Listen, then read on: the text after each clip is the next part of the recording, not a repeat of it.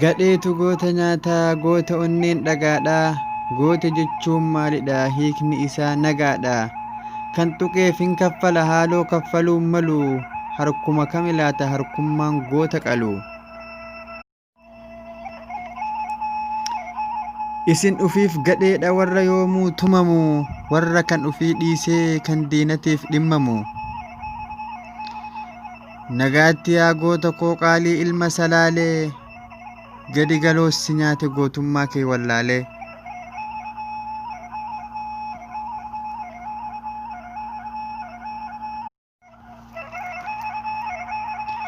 Ati seenaa hin qabdu kan yaadde hundaa fixxee, gadheessi galaafate harka waarii walqixxee.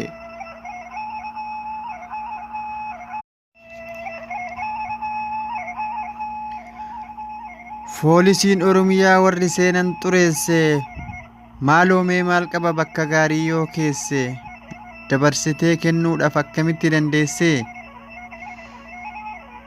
Ajjeefamuun hin malle goonni baddaa salaalee, onnee goototaa qabatan abboota irraa dhaale.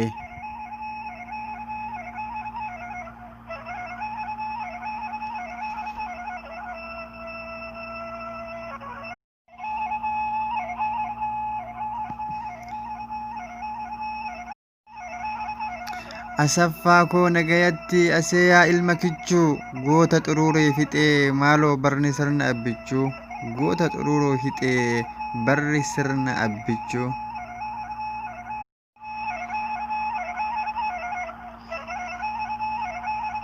Dhaqii qubadhu dhiira tarree hacee fi taaddee, abbaa keetis dubbisi gooteera waan barbaadde.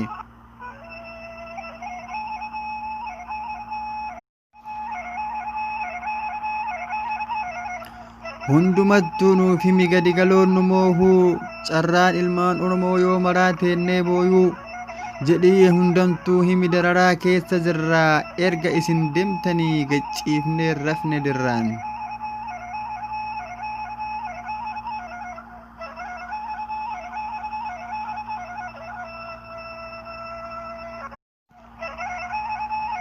Obsaa kaamaaloo hunduu firaa fi hiriyyoonni, hin wareegame malee keenya hin duune goonni. Gumaan gootaa hin bayaa hammamillee fagaatu, ajjeese jedhee hima goonni homaan sodaatu.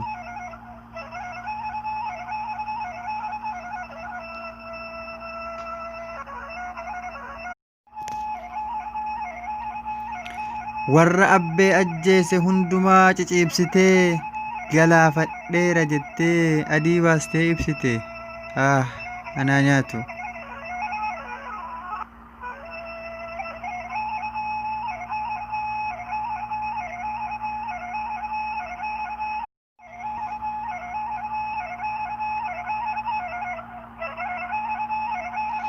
Teessoon tantee jaannata haa taatu jedha maaloo, nurraa fixanii jiran kan nuuf deebi'u haaloo. Nurraa fixanii jiran kan nuuf deebi'u haaloo.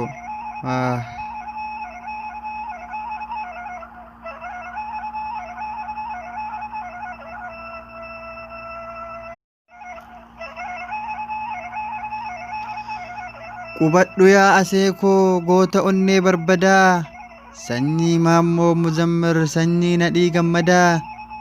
Biyyattii san keessatti namni gaariin hin turu, rakkoo Oromoo kana rabbumti nuuf furu. Teessoon tee jaannataa taatu. Qopheessoo Olomee badhaasa Waaqaa.